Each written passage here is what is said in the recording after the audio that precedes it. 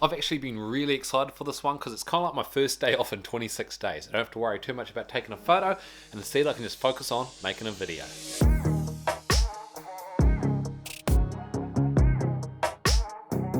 Okay, when starting out and assuming you've already got a camera and a lens, there are a few things to consider. First of all, and I think the most important one, is actually a good microphone. Now you can definitely get better microphones than this one. This is the Rode VideoMicro. However, the reason I picked this one is for windy conditions from the Rode series. This beat out all the others. Just every other Rode mic has a wind leak in the back of it. And when you get wind blown in the back, you get a terrible crackle. So I actually picked this one, the cheapest one, purely just due to it handling so well in wind. As an example of how important a microphone is, this is what straight out of camera audio sounds like compared to when I plug in a microphone. I get a far better, clearer, nicer, crisper, fuller sound than using their onboard microphone. Next up would be a big one is actually tripod. Or you can go something like a Gorilla Pod or this like little kind of handle. Definitely the smaller and lighter you go, the easier it is to hold and walk around and film with. However, if you go too small, then every shot you're going to get of yourself is of the camera sitting pretty much on the ground. If you go with a Gorilla Pod, you can like wrap it around a fence post or a gate kind of thing, but it still limits your location a little bit. Where the reason I like this tripod is because it is the lightest tripod Manfrotto make, and I love Manfrotto as a brand just due to reliability. It also means I can go out to a far more normal height and have it freestanding filming myself. But when I'm walking around filming me, it's light enough to hold and film myself without destroying my arm all day, though it's definitely nowhere near as light as, say, a Gorilla Pod. And third of all is a good light. If you want to sit inside a studio or indoors like me, then a light makes a massive difference. You can definitely get away with some nice window light, but it's hard to control. It very much depends on what the day is like. So, for example, if I try and make this scene look as best as I possibly can without any artificial light, okay, so as you can see from this, it's not quite as nice and dynamic as when I had that big artificial light lighting me up. To do this, I shifted that big light out of the way, I opened up the curtains on the windows over to that side there, and this is as good as I think I can get. If I had direct sunlight beaming in there making me squint, this just wouldn't work, and so I'd lose certain times of the day I could film at, and I couldn't film at night, for example. So I definitely like having that big light source to let me film whenever I like. Finally, you're going to need some editing software. Some free options can be iMovie and Windows Movie Maker, and these are great to start with. However, if you want to step it up a level, very popular options are Final Cut on Mac and Adobe Premiere Pro, which are on Mac and Windows. However, my weapon of choice is DaVinci Resolve. It's free, it's awesome, I absolutely love it, it can be incredibly high-end, or if you want to jump up to the more premium product, it's only a one-off payment rather than a subscription like one of the other software. Okay, so let's talk about frames per second. The big contenders are 24, 25 and 30 frames per second.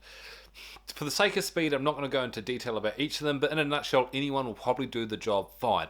As a personal preference, I like to use 24 frames per second as it looks a little more cinematic. But after that, there are some big options. Say 60 frames per second, and if you filmed in 60 and compared it to say 24, you probably won't notice too much of a difference until it comes time to slowing it down. As you halve the speed, say, of that video, you will notice the 60 frames per second looks a lot smoother than the 24. After 60, there comes the big guys, which is the 120 and the 240 frames per second. And as you jump to 240 frames per second, things get really smooth and slow.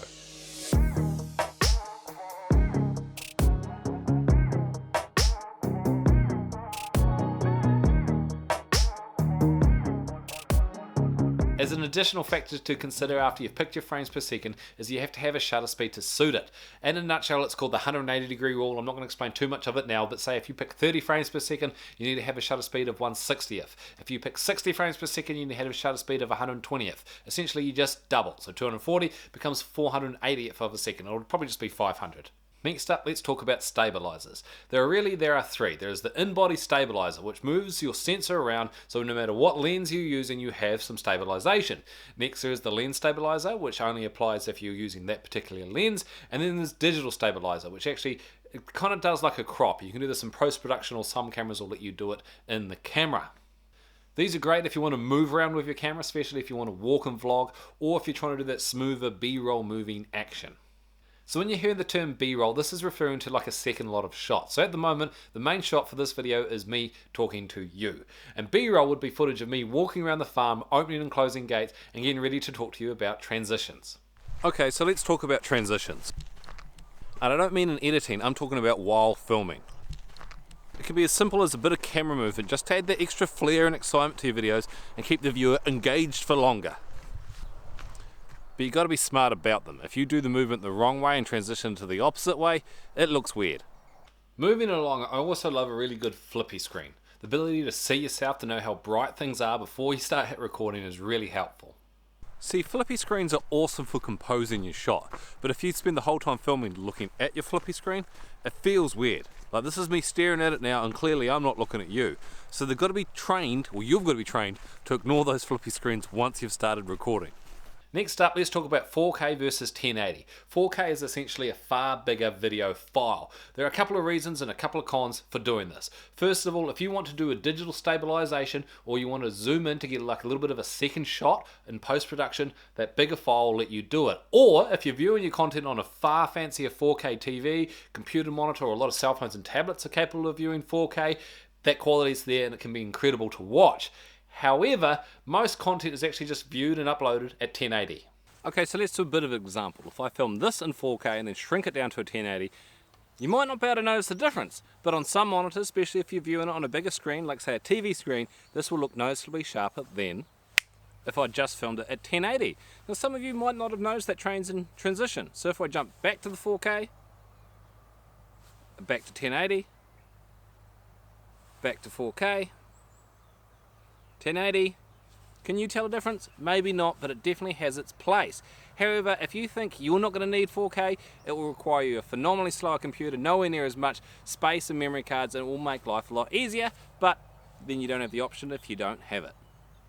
The next real big question is, what are you watching this video in? Are you watching it in 4K or just in 1080? Or are you not sure and you've just let YouTube automatically decide for you? It's a very good question because this is what your viewers will also be doing the same in. And if you can't tell the difference, well then, neither can they. Also, you can't select 4K in this because I've only uploaded it in 1080 because I feel it's good enough. If you opt for a cheaper camera and a cheaper lens, one thing you might have to be aware of is your camera might suck at autofocusing while filming video. And you might be limited to manual focus only. It's not too bad. I mean, you can pre-focus and do all your talking and you'll be fine. But say if you hold something up in front of the lens and it doesn't focus, pain in the butt. See, autofocus versus manual focus is a tricky one. Autofocus traditionally in video has been real jumpy and like inaccurate, and it hasn't been pleasant to watch, so people would manual focus, do the shots, then carry on. But if you move around or put something close up in front of the lens, it doesn't focus on it. So it's a tricky one to balance. However, if you get something like the X-T4, the autofocus on it seems to be pretty awesome. Will do a pretty good job of covering up when you cover the lens with something really close. But more important than anything else is your story. It doesn't matter what camera, what microphone, what light you have. If your story sucks, no one has a reason to watch your video. As always, guys, if you have any questions about anything I've talked about in this video, let me know down in the comments below. I'll do my best to answer them for you. If you could flick me a like, a share, and a subscribe, it would mean the world to me and help me get one step closer to doing this full-time for a living and making more videos like this. If you'd like to join in on this challenge or any other challenge, feel free to hashtag TB Photo Challenge. I've been loving seeing all your work. Plus, if you'd like to join in tomorrow, you're more than welcome to watch me try and get a piece of paper out of a cup and take some photos of sunrise and sunset.